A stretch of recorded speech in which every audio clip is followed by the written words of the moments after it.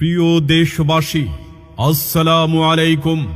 ছাত্র জনতার গণ অভ্যুত্থানে জালিম ও স্বৈর শাসক সরকার পতনের মহান বিজয়ে সবাইকে ইসলামী আন্দোলন বাংলাদেশের আমির মুফতি সৈয়দ মোহাম্মদ রেজাউল করিম পীর সাহেব চরমনাইর পক্ষ থেকে শুভেচ্ছা ও মোবারকবাদ।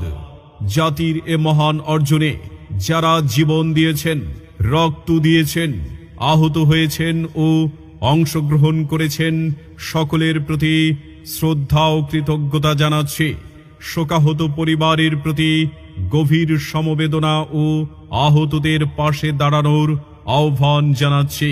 ছাত্র জনতার এই আন্দোলন হত্যা, লুটতরাজ ও অবৈধ ক্ষমতার বিরুদ্ধে ছিল।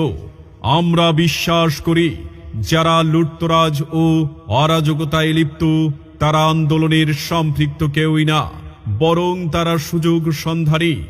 আমরা দৃঢ়তার সাথে সবাইকে আহ্বান করছি, প্রত্যেক নাগরিকের জানমাল আমাদের নিকট আমানত। তাই সব ধরনের অরাজকতা বন্ধ করুন। যারা অরাজকতা করছে তাদের প্রতিরোধ করুন। যারা দেশের সম্পদ